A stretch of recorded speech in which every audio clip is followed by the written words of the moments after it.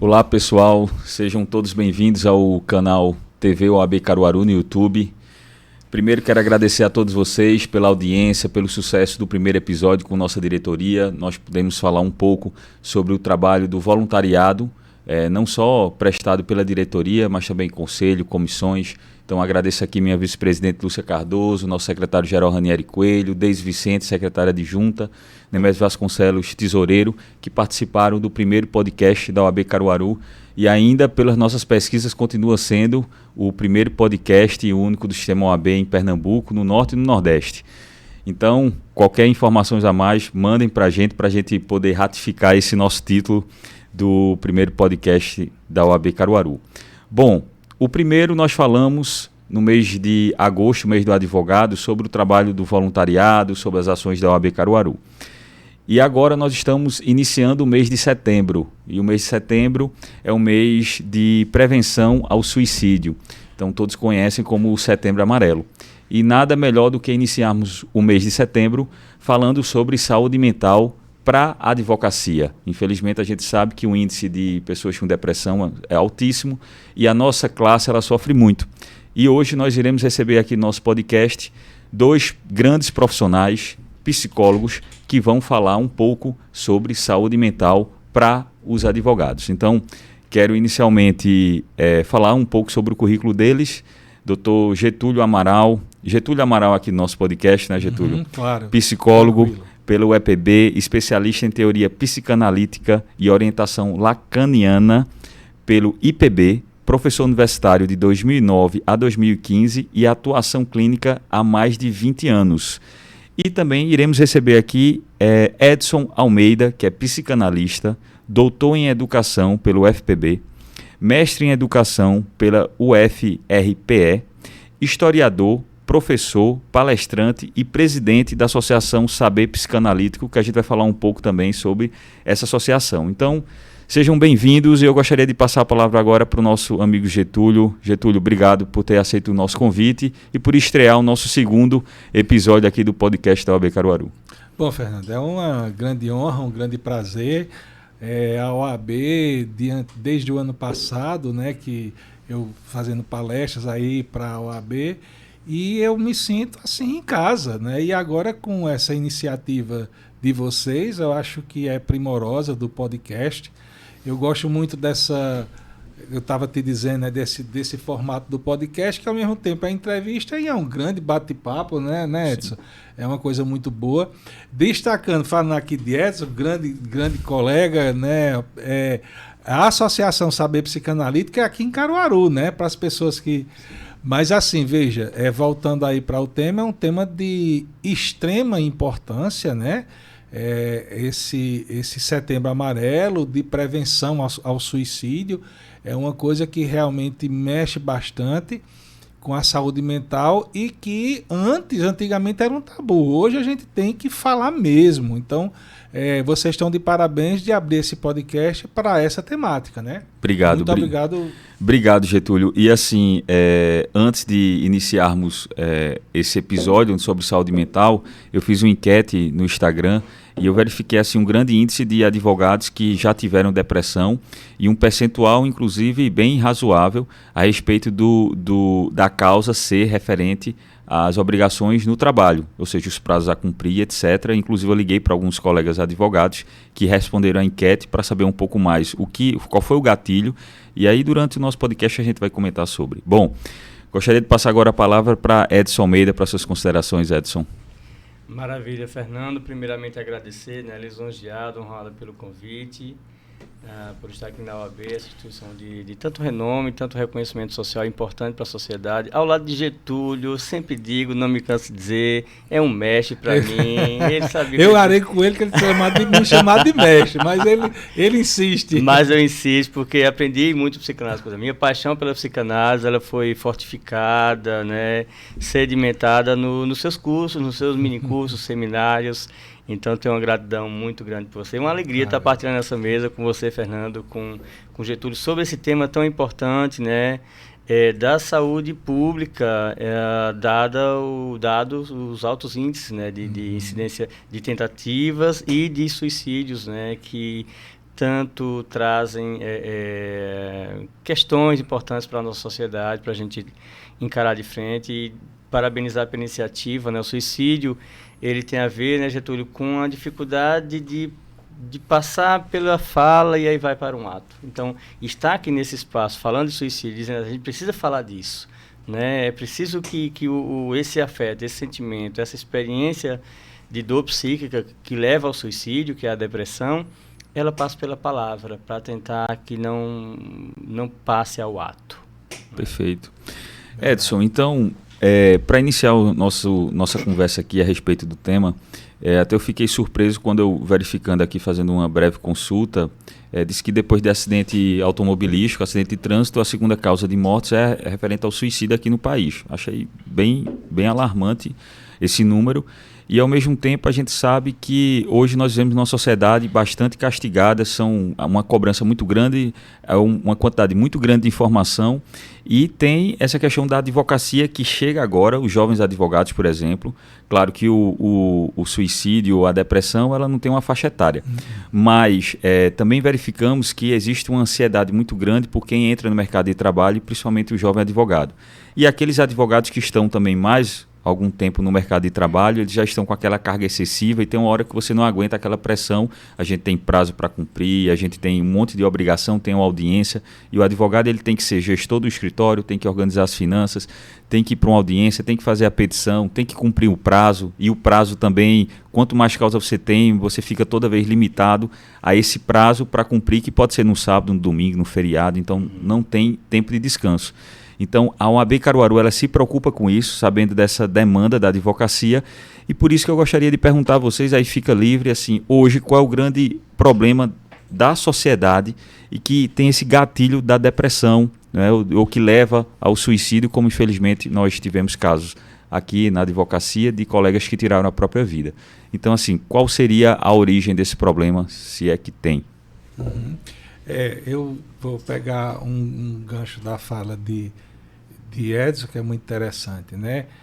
A questão do suicídio tem muito a ver com que esse sujeito não sabendo lidar, não expressando com a angústia, não fala, faz uma passagem ao ato, né? E é o ato final, né? Essa coisa aí tem dizendo.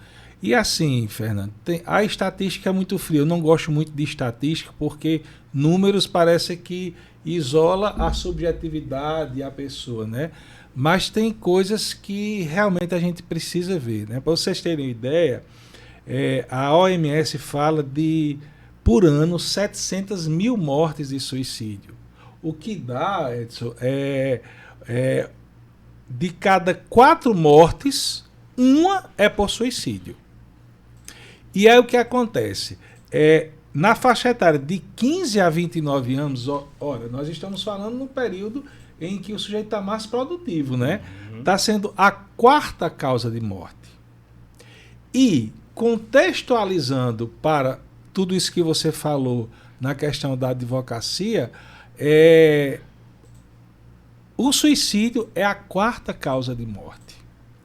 Então, veja, estamos falando de um problema de saúde mental, e a questão do problema de saúde mental hoje em dia é como que se fosse uma epidemia, né? Quantas pessoas estão usando remédios ansiolíticos, antidepressivos, aquela coisa toda. Mas, assim, quando você relata de todos esses atributos aí de um advogado, primeiro, que ninguém consulta um advogado pelos belos olhos, está no espírito de contenda, né? Isso. E está numa situação de emergência e o advogado recebe toda aquela demanda, né? Tem hora que não tem condições de dar resposta porque não depende só dele, e são muitas coisas aí, né? Então, assim, há momentos que você não só questiona a profissão, mas há momentos, né, que você questiona a profissão no incidência existencial, né? Sim, né? Fico pensando, te ouvindo, Getúlio, quanto essa alta incidência de suicídio, né, nessa faixa etária, com profissionais do direito, advogados e advogadas, tem a ver com esse laço social, né, que a gente construiu, que vem sendo construído e que é, em algum nível, perverso, né? Cobra excessivamente, cobra, às vezes, de forma desumana, né? Como o Getúlio citou, nesse campo da advocacia, né? A alta exigência por resultado, por produção, e muitas vezes não depende dele, né? Depende de várias outras instâncias. E se conectar, em geral, né? Como o Getúlio disse, alguém procura um advogado, uma advogada não é pelos belos olhos, mas é porque está com uma causa difícil, né? Uma contenda, um litígio, uma disputa. Então, eu vi essa história, né? Vivenciada na hora que ela se rompe. E tentar fazer algo ali para que o dano seja o menor possível para as partes envolvidas. Então, parece que assim, se envolver com histórias muito pesadas. E isso impacta o sujeito, né? Então, esse déficit de reconhecimento, muitas vezes, que a gente tem, que talvez, né, a advocacia possa compartilhar, não sei, estou cogitando aqui alguma coisa, de que não é uma profissão onde ela estaria relacionada aos louros da vida, aos ganhos da vida, à celebração da vida, mas, como Getúlio falou, ao espírito de contenda, no momento mais crítico das experiências, das relações sociais, que peso isso pode ter, né, para levar a pessoa a um quadro, né, de déficit afetivo, de depressão. E assim, conversando com uma advogada que relatou que teve depressão por conta exclusivamente do trabalho, ela pôde frisar que o problema foi que ela colocava o direito do cliente, o problema do cliente como se fosse dela. Então ela ia acumulando aquela carga de trabalho, aquela carga de problema, e isso resultou em uma crise grande de ansiedade que, inclusive, na véspera da audiência, muitas vezes ela não conseguia dormir, por conta do outro dia teria uma audiência e ela se achava incapaz de fazer aquela audiência e de resolver o problema do cliente dela. Então, seria isso, Edson, um dos fatores também de você colocar para si o problema do cliente, né? E também tem essa coisa, sabe, Fernando? Eu acho que as pessoas... Gilberto Freire, ele dizia uma coisa bem interessante. Ele dizia assim que qualquer sujeito que está numa certa posição de liderança ou que leve a muitas demandas deveriam fazer um trabalho de análise. Gilberto Freire falava isso muito claro. Então, veja, pelo exemplo que você está dizendo, isoladamente da sua colega, o que é que acontece? Ela, pelo excesso de sensibilidade, ela não conseguia zerar, né? Quer dizer, um atendimento para outro, ela levava para a questão da subjetividade dela. Então, veja, se você não tiver essa questão de você trabalhar suas questões, fica muito difícil. Vamos pegar o exemplo, nós enquanto psicanalistas, nós temos realmente essa demanda imensa dos sofrimentos psíquicos em todas as dimensões, mas veja, se a gente não tiver um trabalho pessoal, eu não teria capacidade de, ao terminar o atendimento, por exemplo, com você, Fernando, e fosse atender outra pessoa, eu não teria capacidade de zeramento. Então é preciso, essa depressão, é preciso ter uma abordagem multifocal. Às vezes primeiro tem que entrar o psiquiatra, para depois a pessoa fazer um trabalho psicanalítico, né? Então, assim, não necessariamente isso fala de uma inabilidade ou de uma incapacidade da pessoa no trabalho, mas fala de vicissitudes da vida da pessoa que o trabalho, ela vai e se depara com essas coisas mal resolvidas. Então, assim, o profissional, né, o psicólogo, ele também tem que fazer análise. Sim, não. Para poder, porque para tratar dos outros você tem que estar bem. Isso é sine qua non para a nossa formação. Olha, eu digo a essa, você pode fazer pós-doutor em teoria psicanalítica. Isso não te habilita para ser analista. Tu tem que passar pela tua experiência de análise. Então aí, seja, advogados. Angústia. Isso. Então, os advogados que estão nos assistindo, é importante de toda forma vocês procurarem, né, um psicólogo, um profissional, para que você possa também conseguir conduzir melhor esses problemas que acontecem na vida, né, no dia a dia profissional. Inclusive a OAB e a CAAP, ela tem psicólogos conveniados com desconto, E nós estamos vendo esse mês uma condição especial também para poder cuidar da saúde mental dos advogados. Mas, Getúlio, essa questão do advogado que se coloca no papel, né, do cliente e atua como se fosse uma esponja, pegando todos os problemas dele, né, isso é uma recorrente, e eu vejo que parece que é algo que é da nossa profissão, do nosso instinto. Quem faz direito gosta de servir. E quando você quer servir e resolver os problemas, muitas vezes os advogados, né, principalmente início da profissão, eles vão resolver o problema do cliente sem nem sequer antes passar os seus honorários. Ou seja, ele não está vendo ali como algo financeiro, mercantil, mas sim, não, eu vou resolver o problema, depois eu vejo a questão financeira que é referente ao trabalho dele, né? Que não pode ser assim, ele tem como profissional, ele tem que estabelecer os honorários para que inicie o trabalho. Fernando, deixa eu só te dizer que eu vou passar, quem vai falar melhor vai ser Edson, né? Como você falou de convênio, o Edson tem uma capacidade de administração muito grande, porque ele tem a associação psicanalítica, né, Edson? E assim, tem também a clínica social, e também, depois da clínica social, existe, como é que se diz? Um pagamento mais simbólico, né, que as pessoas também vão... Bom, Edson, fala aí, fica à vontade aí, que eu acho que é interessante esse papel também da ASP, né?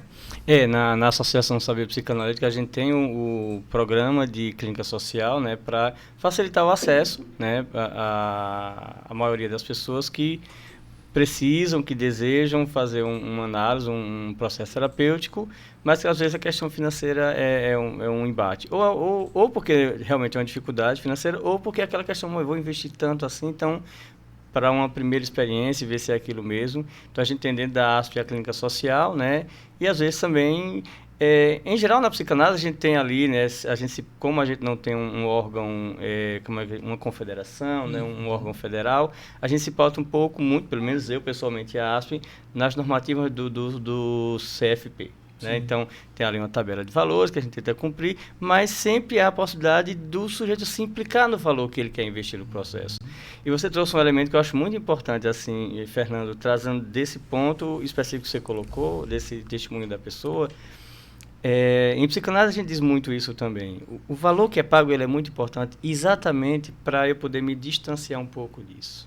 Eu estou fazendo aquilo, o outro está me pagando para isso. É importante esse pagamento, né, para que eu não fique com a dívida ou que o outro está me devendo. Né? Não, você pagou por aquilo, então minha tarefa é cumprir isso aqui. O pagamento, né, o dinheiro como esse grande valor simbólico. Né, independente do valor que seja, ele é simbólico. Ele trata, né, dos atos, das relações. Ele ajuda a gente a separar essas coisas, a não se envolver tanto, né? Uma outra coisa que eu lembrei, né? Não sei se Getúlio, assim, concorda ou por aí, mas quando você falou desse testemunho, parece que uma certa fixação ou uma permanência de uma posição ali, né, do transitivismo, né? Eu não sei bem o que é eu, o que é o outro, onde eu estou, onde o outro está. O outro me traz um sofrimento, uma questão que eu... auxilio com expertise de advocacia, do meu conhecimento da lei, mas afetivamente eu me envolvo onde isso pode ser um problema. Né? E tem uma coisa interessante aí, Edson, é o seguinte, porque assim, nessa sociedade pragmática, né, nessa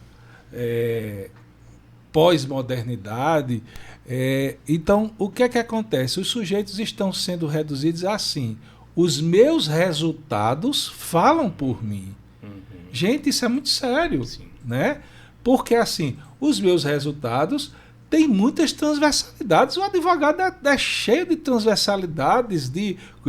Como você citou aí, tem prazos, tem as varas, tem uma série de coisas, tem entraves o tempo todo, né? Então, assim, como que é que você pode... colocar o sujeito nesse peso, né? Eu valho pelos meus resultados. É muito complicado isso. Então, assim, é uma classe que eu acho, voltando aí, que legal que você está fazendo esse podcast, colocando o dedo na ferida, não no sentido de machucar, mas assim, colocar o dedo na ferida para tratar. Não se trata de ferida colocando band-aid. tem que tratar, tocar naquilo ali. E você trazendo aí para os seus pares, para ver isso aí, é muito importante. É de suma importância porque, assim, muitas vezes, essa coisa dos pares tem aquela defesa. Não, eu não vou me abrir, como que eu não posso ter essa humanidade que, a gente é falho, é faltoso, a gente precisa partilhar essas coisas, esses momentos de dúvidas, de incertezas, né? Isso. E, Getúlio, completando também a respeito da própria advocacia, a gente é uma profissão, né? Nossa profissão é uma profissão meio. A gente não tem como garantir o resultado final, mas sim que durante o processo nós iremos fazer o que há de melhor, né, dentro do mundo jurídico, dentro das leis, das teorias, das teses, para que o direito do cliente seja satisfeito. O problema é justamente quando você pega essa carga de trabalho, de responsabilidade e quer resolver a todo preço. E não depende de você, você tem um promotor, tem um juiz, tem um desembargador, tem um ministro, então tem muita gente, né? A gente sabe como funciona o devido processo legal no nosso país e a gente precisa cumprir essas regras, né? Então, assim, o que me sensibiliza muito quando eu vejo dos advogados, né, conversando com eles, e principalmente os jovens advogados, é essa ansiedade de querer resolver, de querer ter sua estabilidade financeira, sua independência, onde as coisas demoram. A gente sabe que qualquer profissão, ela tem o seu tempo de maturidade, né? Você não consegue do dia para a noite com 2, 3 dias. E as redes sociais também que eu queria abordar. As redes sociais, ela pesa de uma maneira, pode ter a parte positiva, mas também tem a parte negativa, porque é muita informação. Inclusive nosso secretário-geral Ranieri Coelho falou sobre isso no último podcast, falando que é uma teoria, é uma visão muito romantizada de um profissional extremamente bem sucedido, e as pessoas veem aquilo e compram, e quando não conseguem, aí se decepcionam, e aí... E permita-me um xixi, tá, Fernando? Diante aí do pedido de socorro aí, né, do advogado que está passando por uma depressão muito forte e que pensa até no suicídio, olha, antes de passar para o suicídio, não pense a sua vida numa situação ruim como um trânsito em julgado, né? Sim. Verdade. Procura ajuda, gente. É por aí, né? Há recursos, né? Não? Entre com recurso, né? Ao psicanalista, ao psiquiatra, ao psicólogo. E né? aí você lembrou o Rubem Alves, ele diz o seguinte, olha, você sabe essa genial, frase, né? sim. Ele diz, consulte um advogado, você tem direitos. Procure um analista, você tem avessos. Perfeito. E assim, o advogado disse que sempre tem um pouco de psicólogo, porque uma demanda, principalmente dependendo da área que você atue, mas, por exemplo, se você for atuar no direito de família, a sobrecarga é grande, porque você está ali uma relação conjugal que terminou, tem filhos envolvidos, pode até ter uma alienação parental. Então, assim, são circunstâncias muito pesadas, né? E prova tanto que tem pessoas, advogados, que não gostam de militar na área de direito de família e preferem não se envolver. Imagina só um advogado que vai precisar entrar com ação de guarda para retirar da mãe, entendeu? E aí você só tem uma visão, geralmente é a visão do seu cliente, é a visão ou do pai ou da mãe que lhe contratou, e aí diz aquela situação. Então vem até a questão ética também, moral do próprio advogado, se ele vai ou não pegar aquela causa, etc. Mas diante desse contexto todo, o que é que vocês recomendam assim para o advogado que está começando e que está com uma série de problemas, né, de ordem emocional, e principalmente em dúvidas sobre a sua atividade, né, profissional, porque muitas vezes eles saem da faculdade, acham que a advocacia é uma coisa e termina na prática sendo outra. Então, para você conseguir encarar esse choque, né, de realidade. Fique à vontade. Uma coisa que a gente diz assim no meu psicanalítico, psicanalista não dá dica, né? Mas tem 3 coisas assim que eu acho importante, né? A primeira é a gente construir em nós a capacidade, não conseguirmos procurar ajuda, de entender nossos afetos. Vamos pensar esse caso específico, né, de um advogado, ele tratando, por exemplo, de uma questão de direito familiar que toca profundamente ele. Que ele viva aquilo no corpo mesmo, na carne, aquilo angustia. Ouvir esse sentimento que ele está sentindo é muito importante. Então, o primeiro passo é o que eu sinto, né, naquilo que quando eu estou ali exercendo essa função, né? Como é que aquilo me impacta interiormente, afetivamente? Como é que aquilo me afeta? O afeto é isso. Segundo, reconhecer isso, assumir isso. Nenhum sofrimento, né? Acho que a grande contribuição da psicanálise, da psicologia, é dizer assim, nenhum sofrimento ele é banal, ele é bobo. Todo sofrimento é muito importante, porque é o sofrimento daquele sujeito naquele momento, na condição de vida que ele está vivendo. Então, nunca julgar que o meu sofrimento é menor do que o sofrimento do outro, tá? Porque, por exemplo, do cliente. Não, né? Não tem régua, né, para saber. Perfeito, não tem régua, né? Cada sofrimento, o maior sofrimento é o sofrimento do momento para cada sujeito, né? E o terceiro, então, reconhecer, né, analisar, perceber os sentimentos, o que é que eu sinto, reconhecer, assumir, né? Eu estou sofrendo, isso está me fazendo mal, isso eu não estou conseguindo gerir bem. Ao fazer isso, aí procurar uma ajuda, falar. Se for possível, a um terapeuta, a um psicanalista, ótimo, porque alguém ali, né, na expertise da escuta dele, poder ajudar a pessoa nessa situação. Se não for possível, não for o caso, mas falar é sempre um recurso, né, mais salutar que a psicanálise propõe. Né? O Freud diz isso, não há nada mais curativo do que poucas palavras. Né? Então, poder falar. Né? Quanto mais eu me isolo, eu acho que isso vai passar, eu não olho para aquilo. Acho que é ter uma experiência de vida ética, assim, de assumir o que eu estou vivendo de frente. Né? Então, assumo isso, é isso aqui, eu reconheço, eu assumo, é isso mesmo, e eu tento fazer algo com isso a partir da fala, né? Da criação de alguma coisa ou de ir para uma terapia. Acho que é importante para a gente ir construindo práticas de vida, pensando aqui no caso específico da advocacia, né, práticas profissionais que sejam mais salutares, né, que sejam potentes profissionalmente, mas que não deixem restos afetivos que podem levar o sujeito a uma menos-vida, a uma menos-valia de sua experiência de vida, a uma menos potência. E Getúlio, por que sempre a profissão de advogado ela está sempre elencada ali como uma das profissões com maior índice de depressão, de ansiedade? O que é que você acha assim que a profissão do advogado ela tanto pesa para que você tenha esse desgaste emocional? Tá.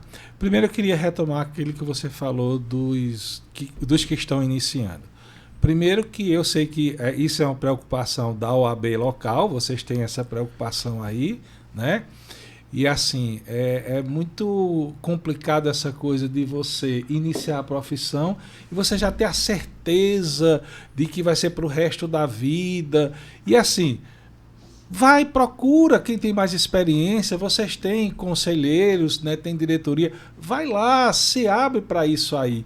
Porque a maioria das vezes eu digo que há uma deformação na formação, que o melhor momento de você se aperfeiçoar na profissão não é quando você está na faculdade, não. É quando você está no mundo. Porque assim, você na faculdade tem aquela coisinha de orientador, tem o tetozinho da faculdade, tem o diretor, tem aquela coisa toda. E quando você sai para o mundo, é pior do que um parto. Né? O mundo é muito grande. Então assim, cabe a procurar os pares, e aí os pares ter esse preparo do que Edson disse. Olha, procura terapia, procura ver. Agora, o que eu acho que profissões como advogado, como médico, que também está um índice muito alto, veja, são profissões em que a demanda é muito gigantesca.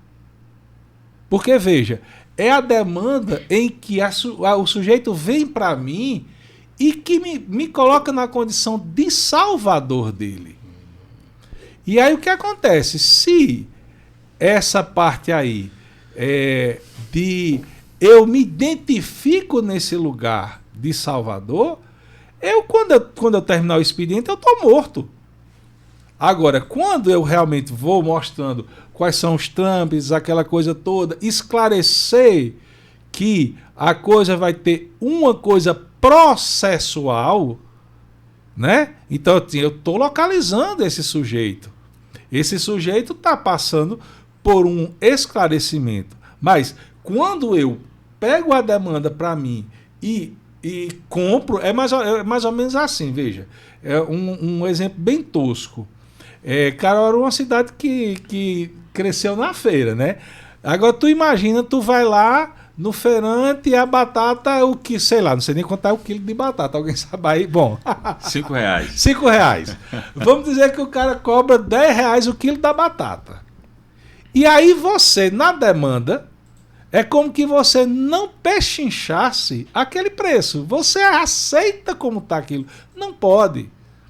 Porque, veja bem, há um princípio lacaniano que ele diz assim: aquilo que me pedes, eu não te dou. Porque não é bem isso. Mesmo que a causa seja favorável ao sujeito, tem perdas. Não tem essa solução ortopédica que o sujeito está aqui, fechou minha questão. Não existe isso. Então, assim, colocar, principalmente para essas pessoas que estão começando, olha, a advocacia, como psicanálise, como medicina, somos profissionais do incompleto, como diz Jorge Forbes. E aí, Edson?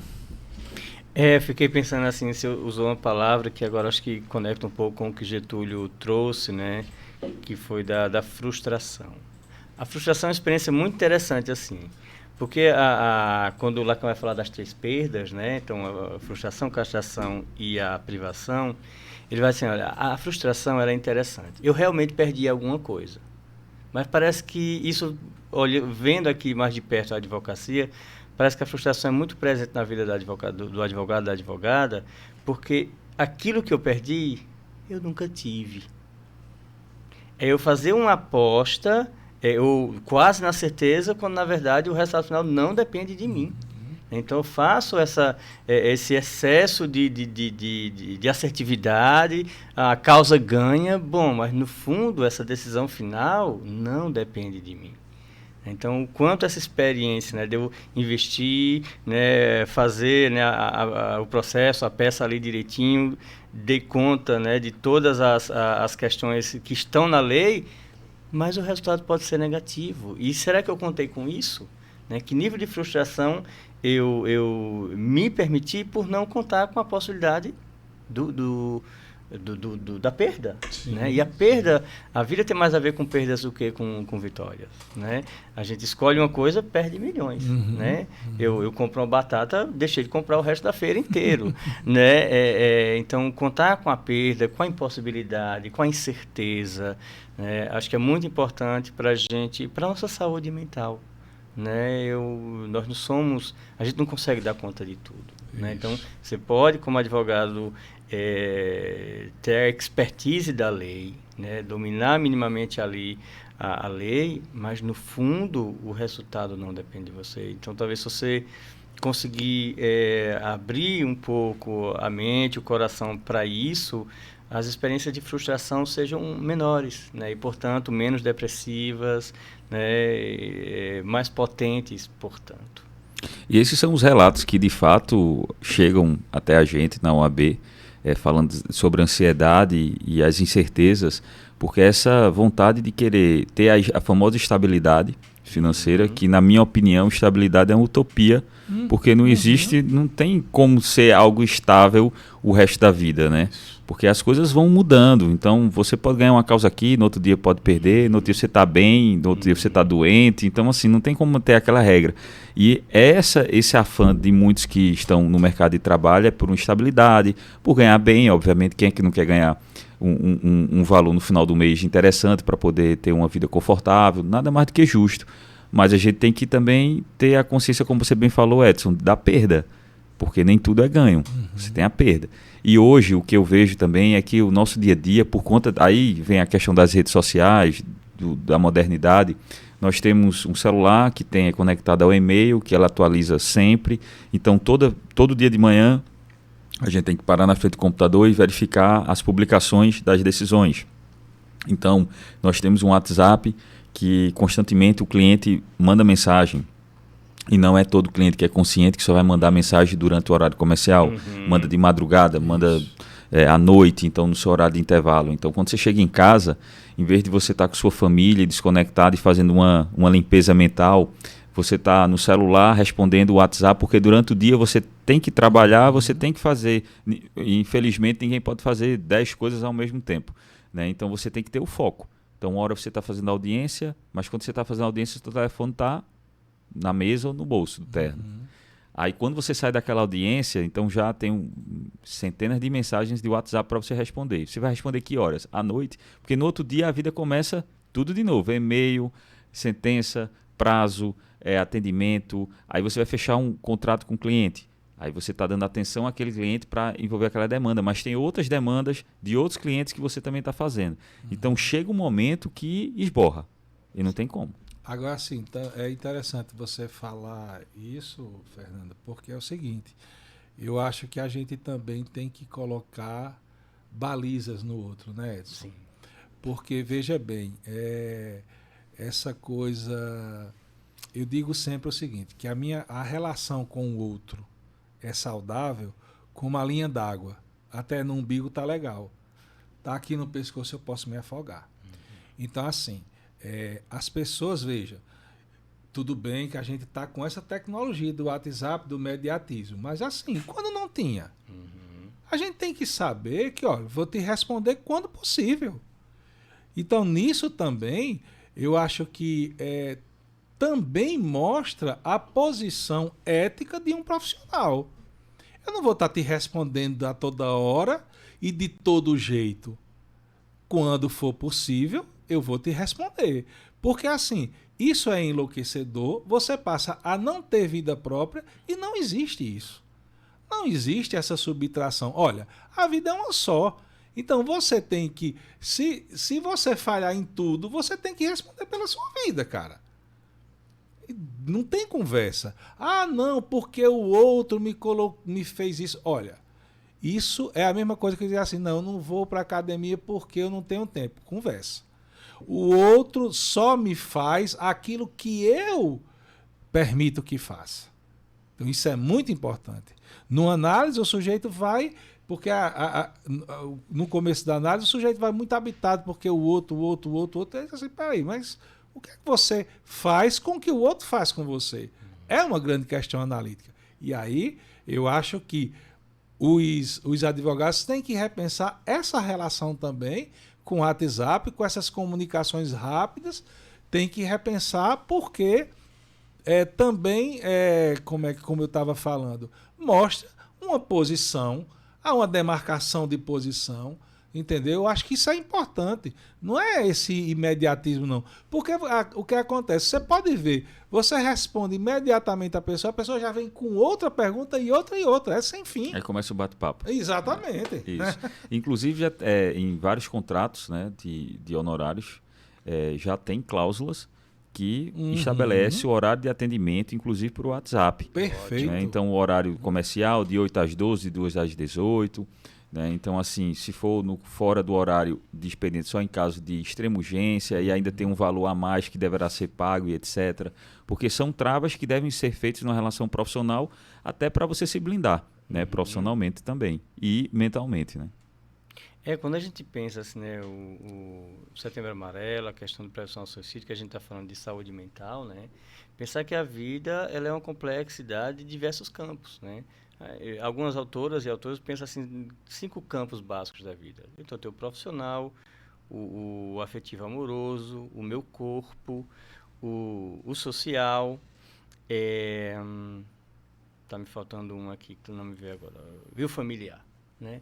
Mas se eu não dou esses limites que Getúlio colocou, parece que tudo é profissional. Então eu não saio com meus amigos para me divertir, para tomar uma cerveja, para ver um filme, para assistir uma série, para brincar com meu filho e com a minha filha, né? Para fazer coisas que eu gosto, para não fazer nada. Isso. Né? Tomar um cafezinho com os amigos. Né? Pelo amor de Deus, isso... Né? É essencial para a vida, né? Então, isso é qualidade de vida. Então, quando eu coloco esse limite, né, acho muito importante essa coisa assim, já no contrato ter esse limite, olha, meu horário Perfeito. de atendimento é esse e esse. Você pode mandar, porque a cliente, ela vai mandar a mensagem na hora que ela achar mais conveniente. Mas por que você se vê na obrigação de responder naquela hora? Eis a questão. Né? Porque as pessoas não entendem. Bom, as pessoas estão fazendo as coisas delas. Por que isso é uma questão para você? Acho que colocar esse limite, como Getúlio pontuou muito bem, é da tua posição. Né? E outra coisa, Edson, que me veio aqui na memória, quando você às vezes não responde uma mensagem imediata, você de repente pode perder uma causa. Uma causa que eu digo é um contrato que poderia ser feito, porque hoje a sociedade é muito imediatista. Aí manda uma mensagem para você: doutor, precisa, é urgente, é uma situação que eu estou precisando agora. Aí você está fazendo outra coisa, não vê a mensagem, quando chega mais tarde você, pois não, estou disponível, não, já resolvi aqui, já contratei outro profissional e etc. Aí vem aquilo que nós falamos alguns minutos atrás, a perda. Então, se não fechou é porque não era para ser seu. Você ia perder e aí mesmo. você ia perder mesmo. Se fosse, como eu falei, né, que não tinha assim que esse período do WhatsApp, você ia perder mesmo. O cara não ia te localizar. Sei lá, tu podia estar num sítio. Tu ia perder mesmo, né? Tem que contar com isso. Isso, perfeito, perfeito. É isso mesmo. E assim, o mais interessante é você ter esse autocontrole e ter essa autoconsciência dos seus atos e da sua saúde. Né? Então, assim, eu vou falar, no meu caso específico, a gente tem que representa a instituição como a OAB, tem nossa agenda institucional, tem a agenda profissional do nosso escritório, tem o novo contato com a família.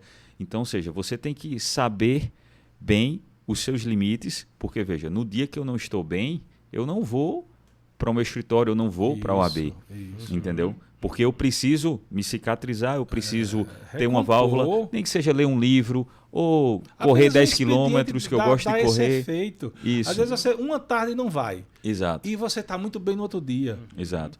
E são coisas que já aconteceu na minha vida, por exemplo, quando eu perdi minha avó, foi um momento muito delicado para mim e foi um momento também de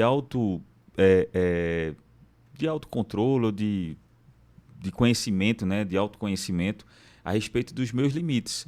Então, ou seja, eu durante o período que ela estava doente, eu que tomei a frente, entendeu? Fui até os finalmente e tal. Quando eu retornei para minha casa, aí eu senti. Aí eu passei 4 dias de luto, ou mais, na verdade mais de uma semana, onde eu ia para o escritório, colocava meu terno, mas chegava na garagem do escritório e voltava.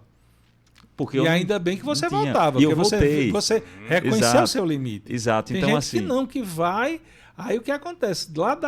Lá na frente adoece com doenças psicossomáticas terríveis. E eu gosto muito de ler e de me aprofundar nos estudos. Então, comecei a assistir YouTube, canal, para entender o momento e tal. Então, assim, ali foi um autoconhecimento muito forte, que aí eu me cicatrizei e saí. Aí quando eu saí já estava cicatrizado, tranquilo. Então, não adianta, é como vocês vão cuidar dos seus pacientes, mas se não se cuidar. Então, como é que você vai tratar?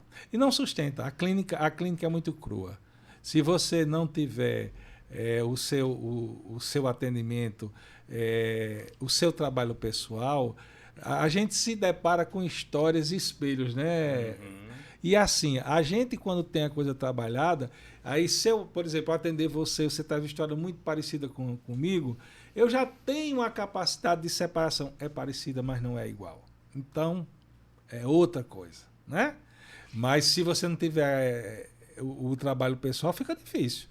Então, assim, quando você diz, não, eu no luto da minha avó, vestiu, né, todo o traje, pegava o carro, chegava na garagem, voltava, é de alguém que se escuta.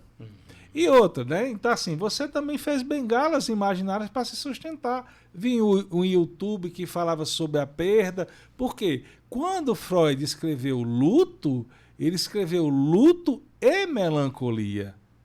Não é só a perda ali, mas é assim, é a perda que me traz tristeza, o que essa pessoa representava de inscrição dentro de mim, qual é o buraco que essa pessoa está deixando. Então, assim, não é simples, não. Então, é necessário passar por isso. Como Jorge Forbes, eu ri essa semana, ele disse que estava atendendo uma pessoa que chegou e disse, eu estou com depressão. Já veio com diagnóstico. É isso. Aí disse assim, mas o que é que aconteceu? É que minha mãe morreu ontem. Aí ele disse, mas que valor sua mãe tem, né? Já botar um comprimido para que você não sinta a tristeza da mãe, por favor, né? Produção, como é que está o nosso tempo? 20 minutos? Ah, ótimo. Então, perfeito. Bom demais. Bom, E olha que conversa boa, no instante passa. No instante passa. Que bom que a gente está com 20 minutos. e aqui agradecer a alguns advogados, mandaram mensagens aqui, grandes colegas. Tem Rodrigo Jordão, que ele disse que nos 2 primeiros anos de prática me deixei muito ser pressionado por essas questões, o afã de achar que os honorários apareceriam de modo rápido e não saber esperar e separar, na verdade, não saber separar trabalho e descanso. Veja, quando eu comecei também na advocacia, eu passei, acredito, quase 5 anos sem tirar férias. Nossa. Hoje eu não faço mais isso, porque chegou um momento que eu senti a necessidade. Então, quando eu tirei um mês de férias, eu disse, esse é o caminho. Por quê? Porque quando eu voltei com uma produção muito maior do que os últimos anos que eu não tirei férias. Então é importante você também ter esse momento de saber separar. Agora eu vou curtir com minha família, curtir uma férias, deixar o telefone do lado, esquecer um pouco o prazo e etc. Ir para a praia, agora em janeiro tem o período de férias em Tamandaré, muita gente vai para Tamandaré, então é isso que todos os advogados... Eu até brinco... E não é só ir para a praia não, Isso, mas é claro. correr no parque, é passar 15 dias em casa, só com a família, né, sem preocupação nenhuma. Eu até brinco, assim, até usando um pouco aí a questão da profissão de vocês, eu brinco o seguinte, que juiz que não tira a toga é louco, né? Pelo amor de Deus. Verdade, verdade. Você não tem como ser 24 horas, né? Pelo amor de Decidir Deus. durante 24 horas. Hein, Edson? Tem uma coisa que eu tenho pensado ultimamente, que é uma coisa assim, deixa eu ver como é que eu estava tentando nomear, era o afeto produtivo, né?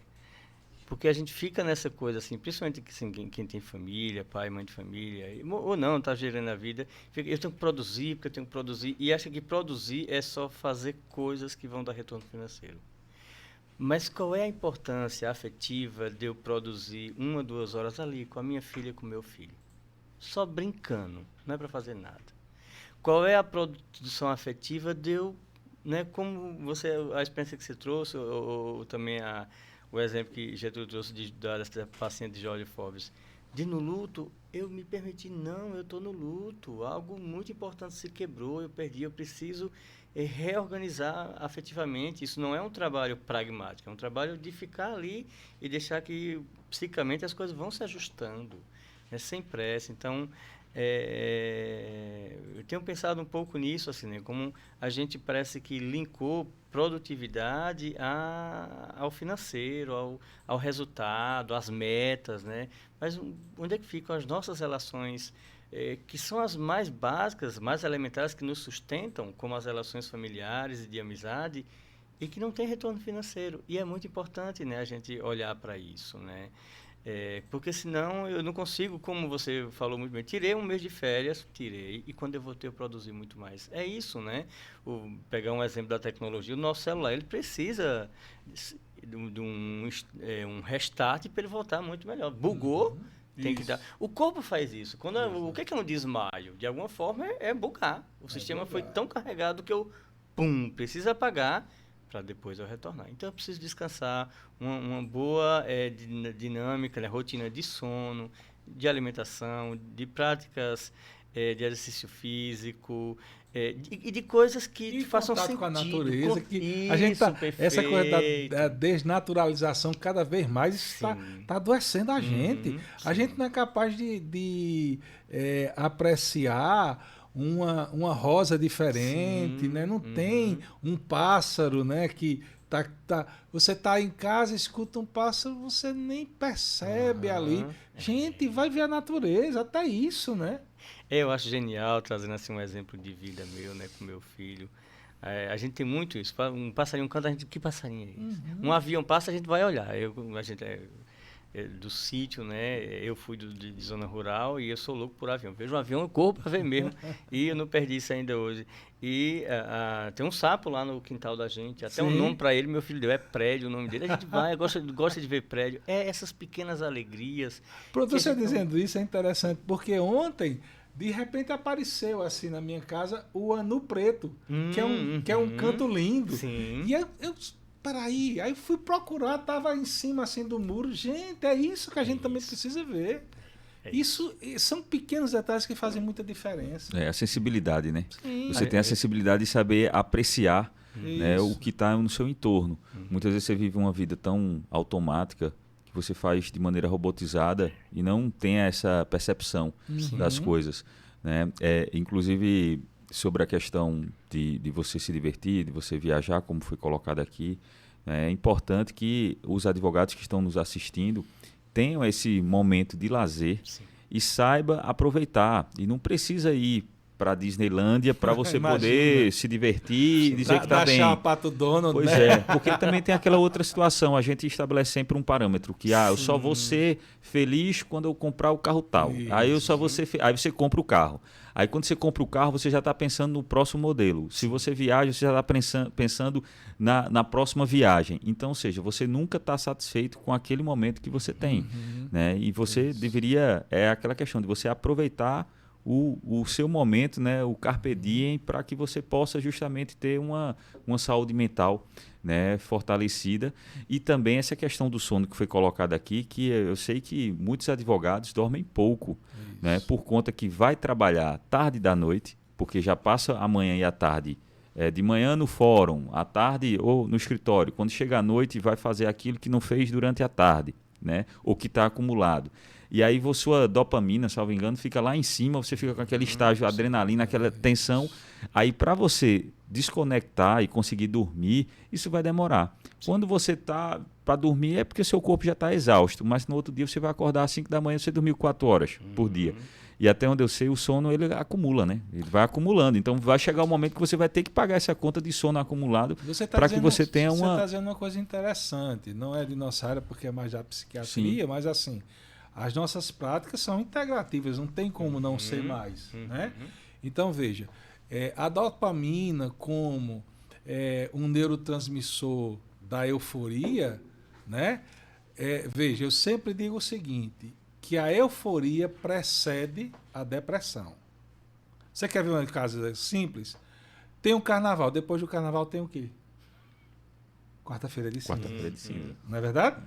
Então assim, aí essa dopamina lá em cima, daqui a pouco os níveis caem, aí o que acontece? Você fica com deficiência de serotonina. Aí sabe o que é que vem? Vem a depressão. Porque vem pensamentos fixos, invasivos, pensamentos só de tristeza, de incapacidade. O relato aí da pessoa que falou foi bem interessante, né? Rodrigo, um abraço aí, Rodrigo, pela sua participação.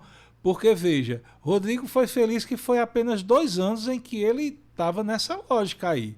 Mas, veja, tem pessoas que vão se entregando sem ter a lógica do tempo. Porque até, né, a gente do Ocidente tem uma relação muito complexa com o tempo. A gente quer a linha do tempo, né? Passado que passou, presente está aqui, futuro que virá. E no Oriente, se você for na África, ele vê o tempo como ciclos, né? Então, se você vê como ciclos, é bem interessante, porque assim, não, eu sei que aqui terminou uma coisa e já estou começando outra. A gente quer começo, meio e fim. Gente, é começo, meio, começo. Começo, meio, começo. O fim é quando chega a morte. Mas assim, você tem que ter o entendimento de que o tempo é cíclico. As pessoas têm uma deficiência muito grande de saber qual o momento de sair das coisas. As pessoas pensam que o momento de sair dos lugares é quando a árvore já não dá fruto. Não. É quando dá a última florada, os últimos frutos. Edson. Fiquei reflexivo nisso que Getúlio disse, né, e concordo total. A gente tem um déficit de relação com o tempo, né? A gente tem precária a nossa relação com o tempo, principalmente essa geração mais nossa, né?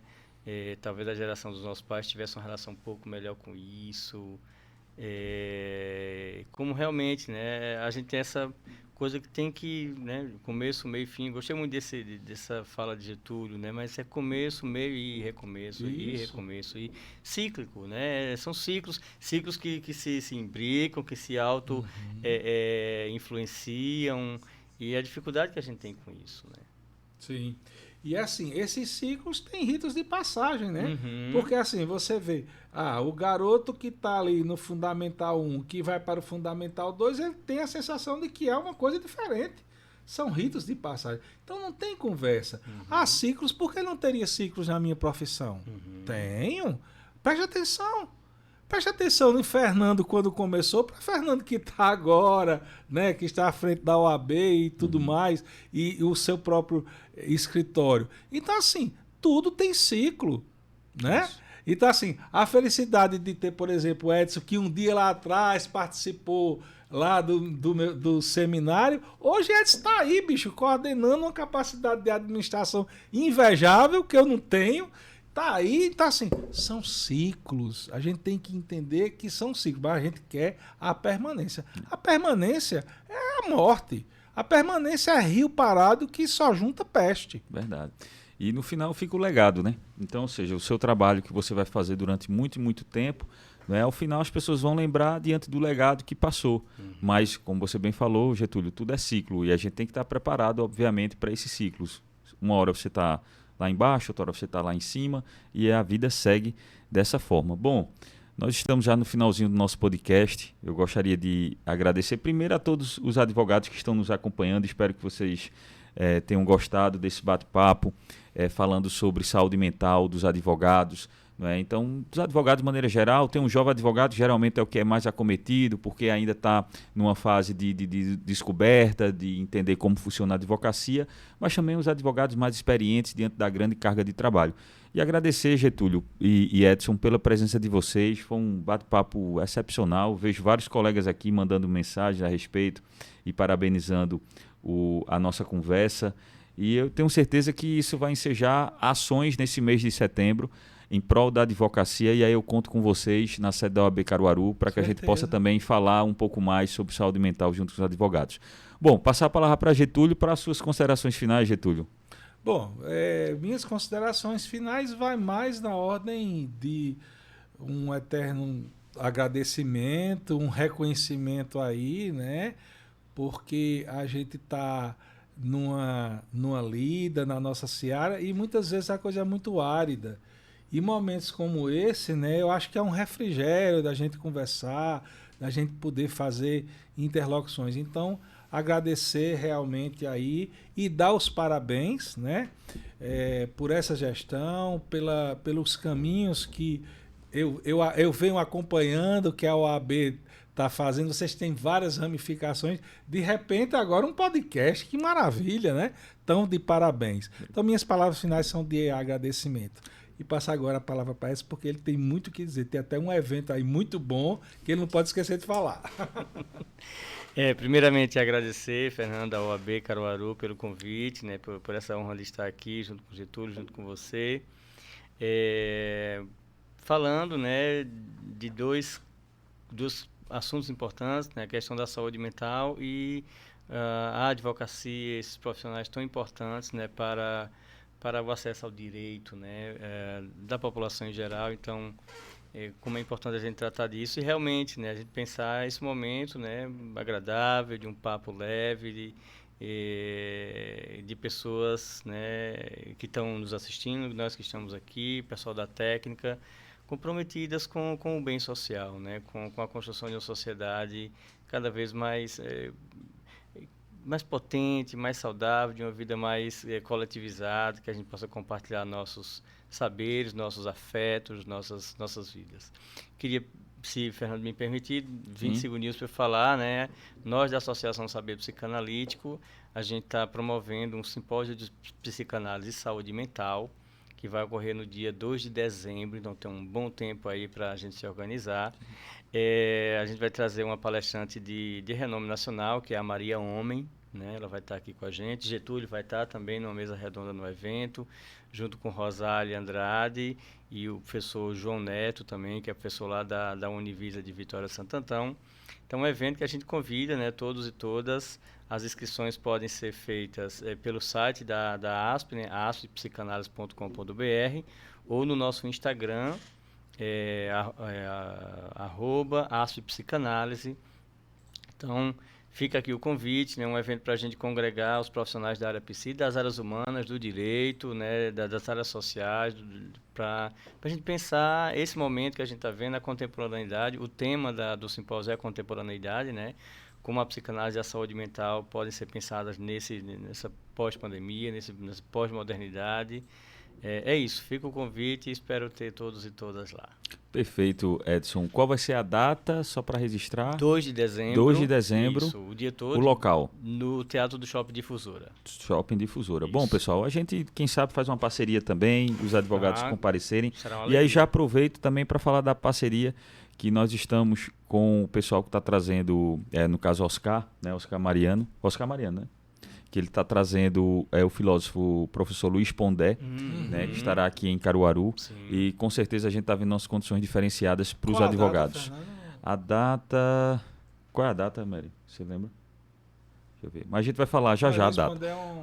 Né? É. Mas de toda forma, hoje eu estou aqui com minha gravata amarela. Que dia? 5 de outubro. Pronto, 5 de outubro. O local, já sabe? Maria José 2. Então, em breve nós iremos divulgar nas redes sociais. Hoje eu estou com a minha gravata amarela em comemoração, né, no caso da consciência da prevenção ao suicídio. Dizer aos advogados que estão nos assistindo que vocês nunca estarão sozinhos. Vocês têm todo o nosso suporte da OAB Caruaru. Getúlio e Edson falaram muito bem aqui da disponibilidade que todos nós temos, diretoria, conselho, comissões.